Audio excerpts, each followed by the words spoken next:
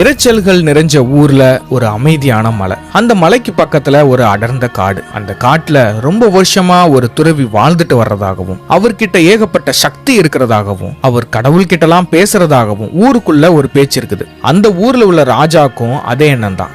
எப்படியாவது அந்த துறவியை போய் பாத்திரணும், நம்மளுடைய பிரச்சனைய அவர் மட்டும் தான் தீர்க்க முடியும்னு நம்பி அந்த துறவியை தேடி பயணம் மேற்கொள்றாரு ராஜா. ஒரு நாள் இல்ல, 2 நாள் இல்ல, 7 நாள் தொடர்ந்து பயணம் பண்ணிக்கிட்டே இருக்கிறாரு. 7 நாள் முடிவுல ஒரு வழியா அந்த துறவியை கண்டுபிடிக்கிறாரு ராஜா. ராஜாவுக்கு ஒரே சந்தோஷம். அப்ப ஊருக்குள்ள பேசிக்கிட்டு இருந்த எல்லா விஷயமும் உண்மைதானா? என்னோட பிரச்சனைக்கு அவர் அருள் கொடுக்க போறாருன்னு சந்தோஷத்துல துறவி கிட்ட பேச ஆரம்பிக்கிறாரு. மதிப்புக்குரிய துறவியாரே, இந்த ஊருக்கு நான் தான் ராஜா. என்கிட்ட இல்லாத காசு பணமே இல்ல, என்கிட்ட இல்லாத தங்க நகைகள் இல்ல, என்கிட்ட எல்லாமே இருக்கு. ஆனா என் மனசு ரொம்ப குழப்பத்துல இருக்குது, தெளிவாவே இல்ல. மொத்தத்துல சொல்ல போனா என் மனசு அமைதியாவே இல்ல. அதுக்கு நீங்க எனக்கு அருள் தர முடியுமா அப்படின்னு கேக்குறாரு ராஜா. அதுக்கு துறவி, நீ கேக்குற கேள்வியிலேயே உனக்கான பதில் இருக்குது, ஆனா உன்னாலதான் அதை கண்டுபிடிக்க முடியல. பரவாயில்ல, உனக்கான பிரச்சனைக்கு நான் தீர்வு தரேன், ஆனா நான் சொல்றத உன்னால செய்ய முடியுமா அப்படின்னு கேக்குறாரு. செய்யறேன் துறவியாரே அப்படின்னு சொல்றாரு ராஜா. இன்னையில இருந்து 15 நாளைக்கு நீ என் கூட தான் பயணம் பண்ண போற. உன்னோட ராஜ மரியாதை எல்லாத்தையும் இங்கே கலட்டி வச்சுட்டு என்னோட சேர்ந்து நீ பயணிக்கணும். இந்த 15 நாள்ல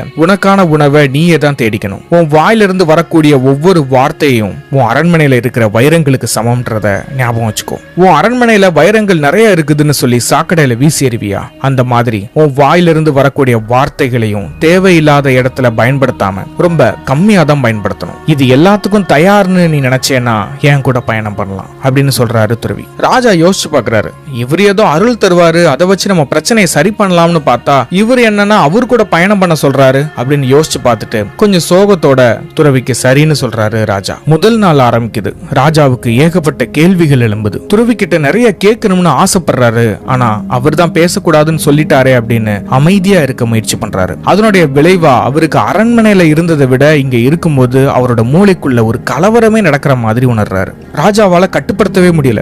இங்க வந்தா அமைதி கிடைக்கும்னு பார்த்தா இங்க அதுக்கு மேல இருக்குதே அப்படின்னு மனசுக்குள்ள புலம்பிக்கிட்டே இருக்கிறாரு. அந்த நாள் முடிஞ்சு இரவு தூங்க போறாரு. இப்ப அவருக்குள்ள ஏதோ கொஞ்சம் மாற்றம் ஏற்படுறத உணர்றாரு. இது என்ன புதுவிதமான உணர்வா இருக்குதே அப்படின்னு யோசிச்சு தூங்க ஆரம்பிக்கிறாரு. அடுத்த நாள் ராஜா தன்னுடைய உணவுக்காக அந்த காட்டுக்குள்ள தேடி தேடி போய்கிட்டே இருக்கிறாரு. போய்கிட்டு இருக்கும் போது தூரத்துல ஒரு அருவி சத்தம் கேக்குது. அந்த அருவியோட சத்தத்தை நோக்கி முன்னோக்கி போறாரு. அது ரொம்ப பெரிய அருவி. குளிர்ந்த தண்ணீர் அந்த பாறையை தழுவிக்கிட்டு கீழே விழுந்து ஆத்துக்கு போய் சென்றடையுது. இன்னைக்கு முதல் நாள் மாதிரி ராஜா உணரல. அவருடைய தனிமையை ரசிக்க ஆரம்பிக்கிறாரு. தனிமையை மட்டும் இல்ல, இது வரைக்கும் இயற்கையை அவர் இந்த மாதிரி ரசிச்சதே இல்ல. மரங்கள், செடிகள், கொடிகள், ஆறு, அருவி, வானத்துல பறக்கிற பறவைகள், இந்த மாதிரி இயற்கையோட உண்மையான அழகை ரசிச்சு பாக்குறாரு ராஜா. இந்த 2வது நாள் இனிமையா முடிஞ்சு இரவு தூங்க போறாரு. இப்போ அவர் மனசுல இருக்கிற சத்தங்கள் நல்ல கம்மியானதை அவரால் உணர முடியுது. எதுக்கு இந்த இரைச்சல் மங்களாகுதுன்னு அவருக்கு புரியல. இப்படியே நாட்கள் கடந்து 12வது நாள் வருது. துறவியை பார்க்கும் போதெல்லாம் இப்படிதானே உட்கார்ந்து இருக்கிறாரு, நாமளும் அதே மாதிரி உட்காருவோமான்னு சொல்லி ஒரு அமைதியான இடத்துல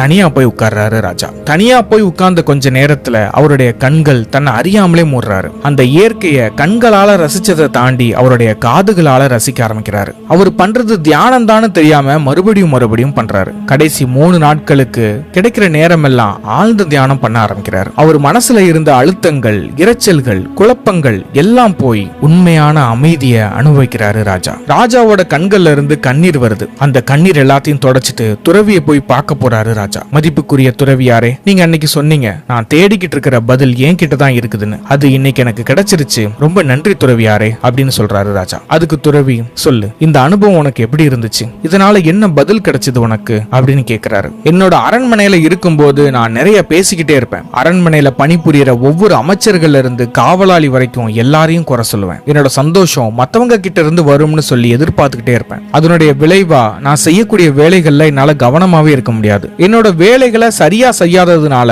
எல்லாத்துலயும் தோத்து போனேன். எல்லாத்துலயும் தோத்து போனதுனால என் சந்தோஷத்தை இன்னும் அதிகமா தான் இழந்தேன். இது மறுபடி நடக்கிறதுனால எதிர்மறையான எண்ணங்கள் நிறையவே எனக்கு வந்தது. எப்படியோ இந்த 15 நாள் என் வாழ்க்கையவே மாத்தும்னு நான் நம்பவே இல்லை. நான் எவ்வளவு தப்பா வாழ்ந்திருக்கிறேன்றத புரிய வச்சது. இன்னொன்னு என்னன்னா, தியானத்தோட சக்தியையும் நான் புரிஞ்சுக்கிட்டேன். தியானத்தை முயற்சி பண்ணி கட்டாய முறையில பண்ண முடியாதுன்னு தெரிஞ்சுக்கிட்டேன். தியானத்தை உணர்ந்து பண்ணணும். அது மட்டும் இல்லாம கடவுள் இருக்கிறாரான்னு எனக்கு தெரியல, ஆனா அமைதி தான் கடவுள்னு புரிஞ்சுக்கிட்டேன் அப்படின்னு சொல்றாரு ராஜா.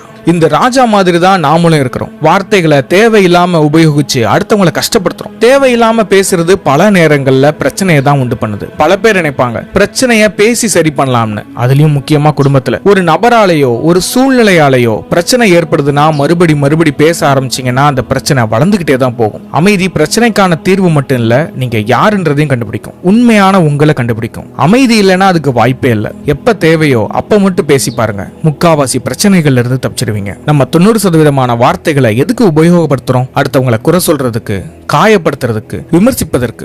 அதனாலதான் பிரச்சனையே வருது. பிரச்சனையை தவிர்க்கணும்னா அமைதியா இருந்து பாருங்க, இருப்பீங்க. நம்ம வேல்யூவான டைமை நான் இப்படி இருக்கிறேன், இங்க போறேன், இதை சாப்பிடுறேன் அப்படின்னு மத்தவங்களுக்கு எதுக்கு தெரிய வச்சு நேரத்தை செலவிடணும்? சில நேரங்கள்ல நம்ம வீட்டுல இருக்கிறவங்கல இருந்து வேலை பார்க்குற இடத்துல இருக்கிறவங்க வரைக்கும் எல்லாருமே நம்மளை எரிச்சல் படுத்துவாங்க, நம்ம கோபத்தை தூண்டுவாங்க. அந்த நேரத்துல நீங்க அமைதியை பின்பற்றி வந்தீங்கன்னா ஒரு 5 செகண்ட் கண்ணை மூடி உங்களுக்குள்ள இருக்கிற அமைதியை உணர முயற்சி பண்ணுங்க. அந்த சூழலை எப்படி கையாளணும் அப்படின்றது உங்களுக்கு நல்லாவே தெரிய வரும். கோபத்துல இருக்கும்போது நம்மளுடைய மூளை சாக்கடை மாதிரி கலங்கி இருக்கும். அந்த நேரத்துல நம்ம பேசக்கூடிய வார்த்தைகள், எடுக்கக்கூடிய முடிவுகள் எல்லாமே தப்பாதான் இருக்கும். அமைதியா இருக்கும்போது நம்ம மூளை ஓடுற தண்ணி மாதிரி தெளிவா தான் இருக்கும். தெளிவா இருக்கும்போது தெளிவான வார்த்தைகள் தான் வரும், தெளிவான முடிவை தான் நாம எடுப்போம். உங்க சந்தோஷத்தையும் அமைதியையும் ஆள்றது நீங்க மட்டும்தான். அதை ஆட்டி படைக்க வேற யாரையும் அனுமதிக்காதீங்க. உங்க அமைதியை தேடுனீங்கன்னா உங்களை நீங்களே கண்டுபிடிச்சிருவீங்க. உண்மையான சந்தோஷம் எதுன்றதையும் கண்டுபிடிச்சிருவீங்க. உங்க சந்தோஷத்தை கண்டுபிடிச்சீங்கன்னா உங்க வாழ்க்கையில நடக்கிற ஏற்ற இறக்கம் எல்லாத்தையும் ரொம்ப சாதாரணமா பார்க்க ஆரம்பிச்சிடுவீங்க. தேவையில்லாம பேசிக்கிட்டு இருந்த நீங்க